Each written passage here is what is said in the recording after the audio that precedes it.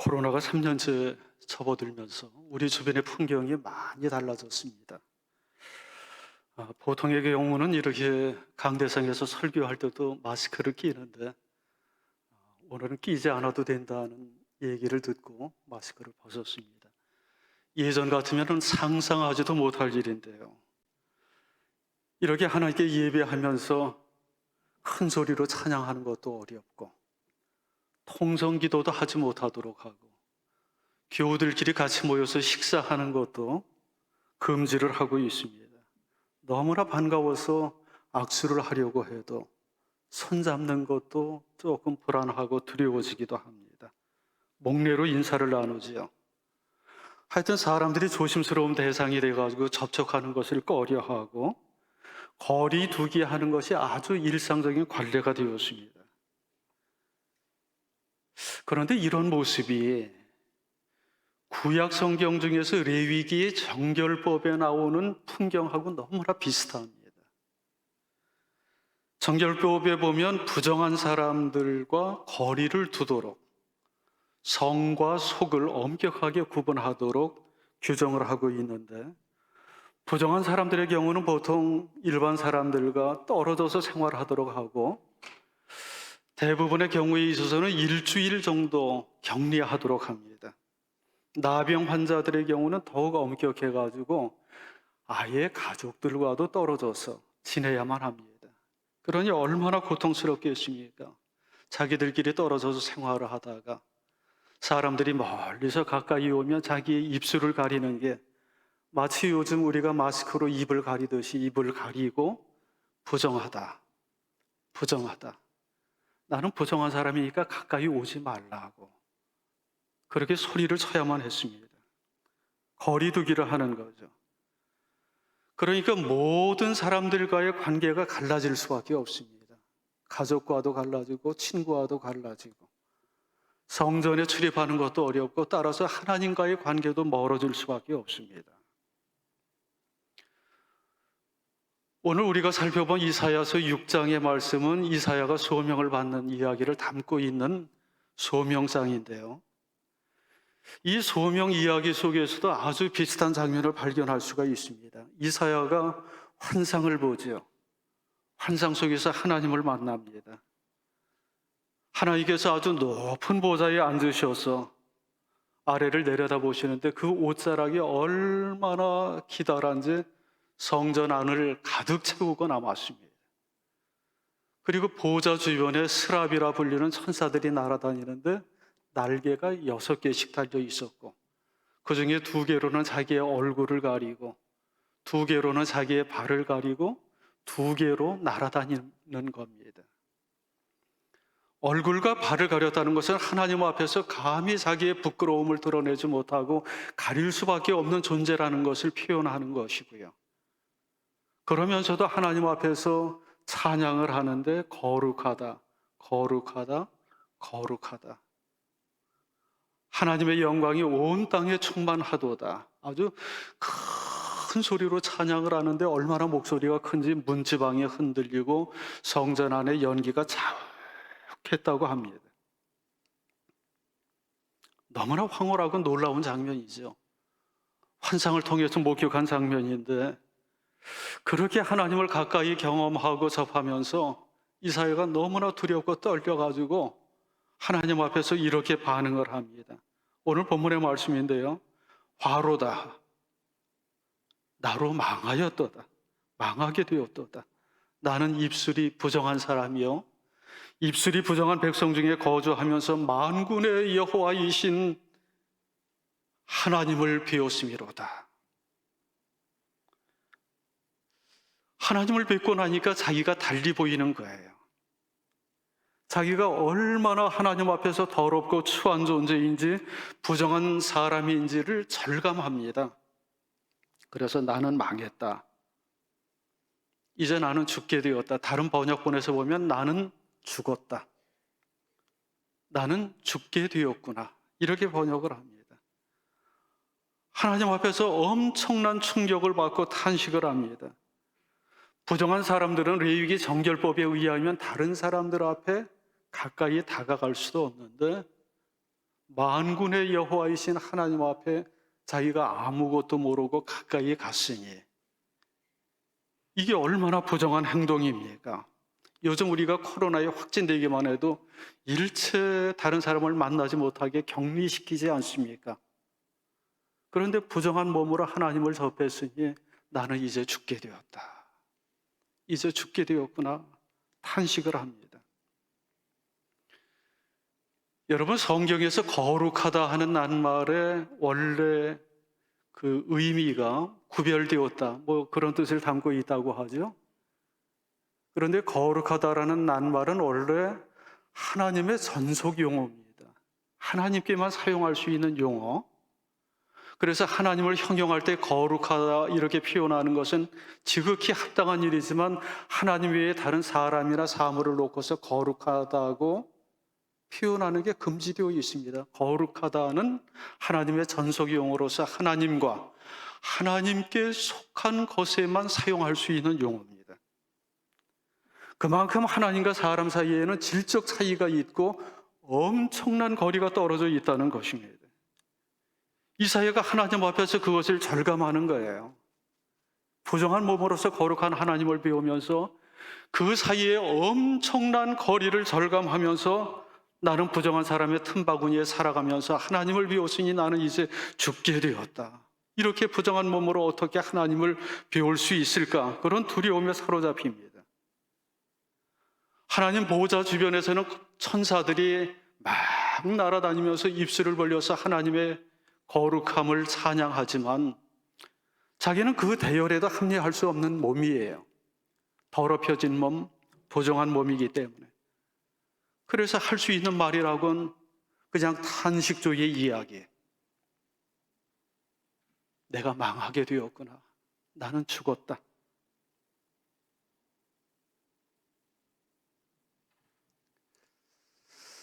그런데 이런 경험과 이런 고백이 우리들에게 대단히 중요합니다. 모든 교인들에게 중요하지만 특별히 하나님의 일을 맡아서 행하는 사람들에게는 필수적인 경험과 고백입니다. 하나님 앞에서 내가 얼마나 더럽고 부패하고 부정한 존재인가를 철저하게 깨달아야만 합니다. 나는 망했다. 나는 죽었다. 이렇게 자기를 부정하고 자기가 소멸되어야만 하나님께서는 당신의 일꾼으로 사용하십니다. 성경에 나오는 모든 하나님의 사람들의 이야기가 그렇습니다. 소명받는 이야기들이 나오잖아요. 하나님의 일꾼들이 어떻게 하나님으로부터 부르심을 받았는지 소명 이야기를 보면 소명 양식이라는 양식이 있습니다. 보통 4단계로 진행되는데요. 첫 번째, 하나님의 부르심이 있고, 두 번째, 거절 혹은 자기 부인, 세 번째, 하나님의 확증 혹은 표적, 마지막으로 수용, 그렇게 4단계를 거칩니다. 거의 예외가 없습니다. 그런데 이 중에 두 번째 단계가 대단히 중요합니다. 하나님께서 부르시는데 대부분의 사람들은 나는 못하겠다 하고 거절을 합니다. 저는 혀가 둔한 사람입니다. 말에 능치 못합니다. 하나님, 쓸만한 사람을 쓰십시오. 누구의 얘기입니까? 모세의 고백입니다. 저는 아이라서 말할 줄을 모릅니다. 예레미야의 고백입니다. 나는 죄인입니다. 나를 떠나소서. 베드로의 고백입니다. 너무 희한하지 않습니까? 감히 하나님의 부르심과 하나님의 말씀 앞에서 거절한다는 게 말이 안 되는데 어느 누구도 흔쾌하게 응답하지를 않습니다. 요즘 일자리 구하기 힘들죠? 그래서 청년들이 정말 어느 회사 하나라도 취직하기 위해서 스펙을 쌓고 취직시험 준비하기 위해서 엄청난 노력을 기울입니다. 요즘은 면접시험조차도 전문적으로 준비하는 학원들이 있다고 하는데 어느 직장의 취업시험에 면접 시간이 되어서 들어갔는데 면접관 앞에서 응시생들이 어떤 태도를 보입니까? 내 스펙은 이렇고요. 나는 이런 능력을 가지고 있습니다. 자신 있습니다. 어떤 일이 주어져도 최선을 다하겠습니다. 아주 자신감을 표현하지 않습니까? 그런데 하나님께서 부르시는데 그렇게 응답하는 사람들이 없다는 거예요. 오히려 나는 망했다. 나는 죽었다. 나는 할 수 없습니다. 그렇게 절망하고 탄식을 합니다. 그런데 너무나 놀랍게도 하나님께서는 그런 반응을 보이는 사람, 자신감이 없어 하는 사람을 낙방시키는 게 아니라 오히려 그런 사람들을 골라서 들어쓰신다는 거예요. 그래서 오늘 이사야가 그런 고백을 했을 때 하나님께서는 그 부정한 입술을 정결하게 하기 위해서 뜨겁게 타오르는 숯덩이를 들고 이사야의 입술에 대면서 이렇게 말씀을 하십니다. 보라, 이것이 내 입술에 닿았으니 내 죄가 제하여졌고 내 악이 제하여졌고 내 죄가 사하여졌느니라. 이사야가 너무나 강렬한 경험을 하는 겁니다. 여러분, 숯덩어리가 시뻘겋게 타오르는 숯덩어리가 입술에 닿는데 얼마나 뜨거웠겠습니까? 얼마나 강렬했겠습니까? 그렇게 뜨거운 경험을 하면서 하나님께서 정말로 내 죄를 씻겨주시고 나의 모든 더러움을 정결케 하셨다는 확신을 가지게 된 겁니다. 그리고 나서야 하나님께서는 이사야를 부르시죠. 내가 누구를 보내며 누가 우리를 위하여 갈고. 마치 혼잣말처럼 중얼거리는데 그때는 이사야가 아주 자신 있게 나섭니다. 내가 여기 있나이다. 나를 보내소서. 자신감이 생겼죠?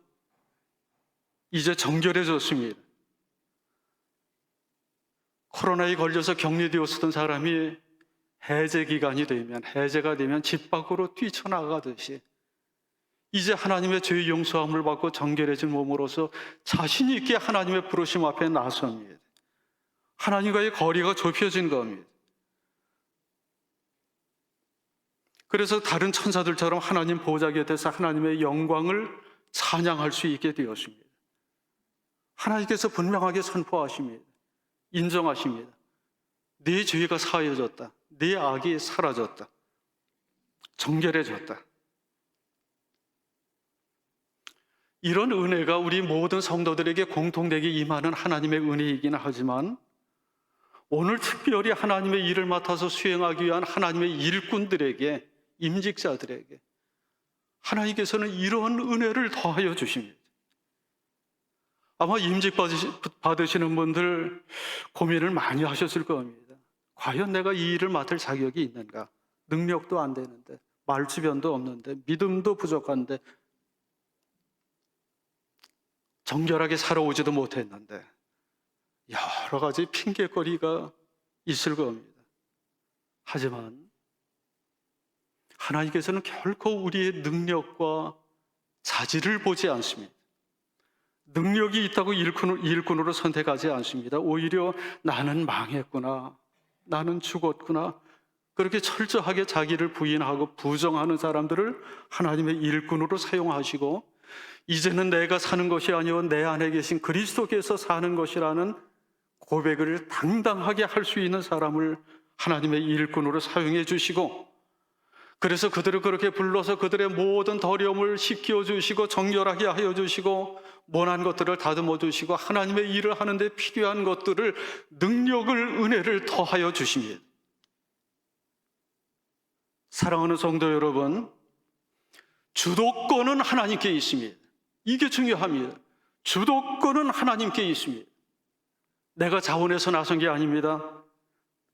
내가 선택한 게 아닙니다. 교우들이 투표해서 뽑아준 것도 아닙니다. 내가 능력이 있고 내가 잘나고 남들보다 뭔가 출중해서 선택된 것도 아닙니다. 오직 하나님께서 우리를 선택하고 부르셨습니다. 주도권은 주님께 있습니다. 나는 죽었습니다. 나는 망했습니다. 주님께서 말씀하시죠. 너희가 나를 택한 것이 아니오 내가 너희를 택하였노라. 여러분, 무슨 일을 하든지 마찬가지이긴 하지만 내가 어떤 길을 선택하고 결정을 하게 된다면 남들이 보기에는 참 용단이 있다, 결단력이 있다, 좋게 보일지 모르지만 그게 때에 따라서는 쉽게 무너질 수 있습니다. 오래가지 못하는 경우들이 많고요. 왜냐하면 내 힘과 내 의지에는 한계가 있기 때문입니다. 내가 선택해서 가는 길에 중간에 어떤 힘들고 어려운 일을 당하게 되면 내가 결정한 거니까 포기도 내가 하기가 쉽습니다. 더더군다나 우리가 하나님의 일을 하면서 예상치 못했었던 여러 가지 어려움을 당하기도 하고 주변에서 알아주지도 않고 따라주는 사람도 없고 속 끓는 일들이 생길 때 내가 선택했다고 여겨지면 내가 포기하기가 쉽습니다. 이사야 선지자에게도 그런 어려움이 있었는데요. 이게 정말로 독특한 겁니다. 하나님께서 맡겨주신 일을 하는데 너무나 힘들고 어려웠습니다. 그 이사야 6장에도 그렇게 나오는데 하나님의 말씀을 전하는데도 사람들에게 반응이 없습니다. 아무런 변화가 없고 귀담아 듣지를 않고 회개하고 돌아오는 사람이 없다는 거예요. 성과가 없을 것이다. 이게 처음 하나님께서 이사야를 부르실 때 예고하신 말씀입니다. 아무리 말씀을 전해도 사람들이 귀담아 듣지 않을 것이고 눈이 있어도 보지 못하고 귀가 있어도 듣지 못할 것이다.